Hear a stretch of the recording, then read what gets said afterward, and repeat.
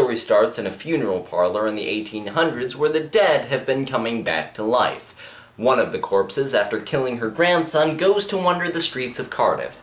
The owner of the funeral parlor, Mr. Sneed, and his servant Gwyneth have to find her.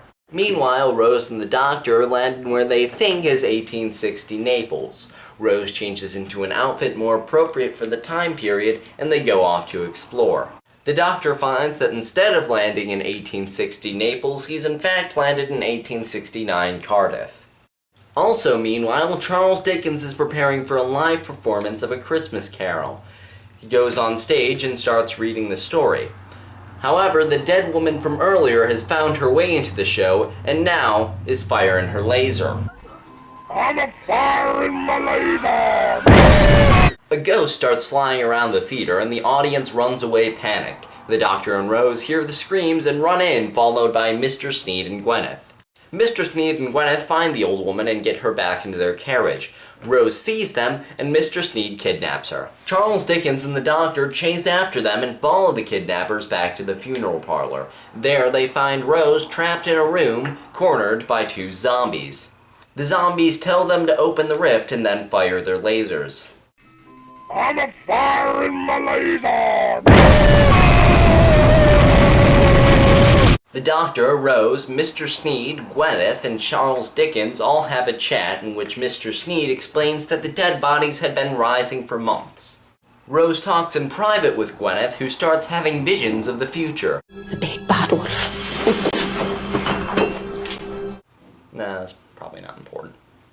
They have a seance so that they can communicate with the ghost. The ghost explained that they are a species called the Gelf from the other side of the universe, and if they don't get through from their world to ours, they will die.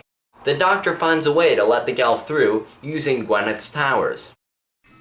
I'm firing my laser!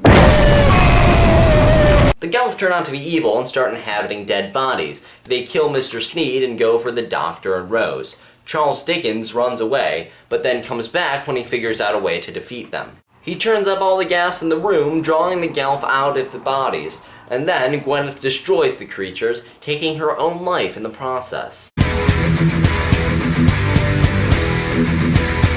The storyline of this episode is great, and the characters interact with each other brilliantly.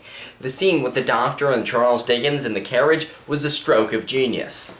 I love how the story started in 3 different places and then converged. It was the best possible way to give all the characters a decent introduction.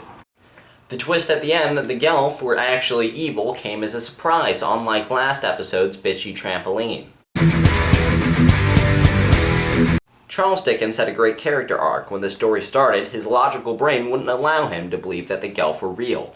Then, when he could no longer deny their existence, it was too much for him, and at the end he used his logical brain to stop the Gelf. What can I say about Christopher Eccleston that I haven't already said? He's great, alright? He's great.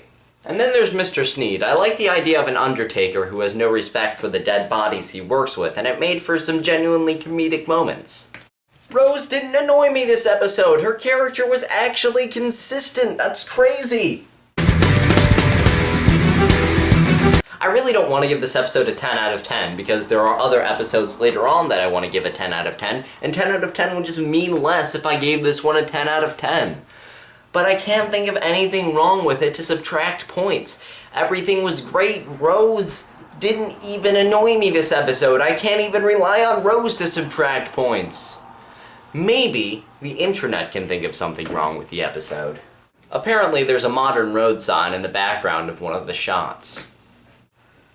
Ha! There it is! This episode sucks! 0 out of 10!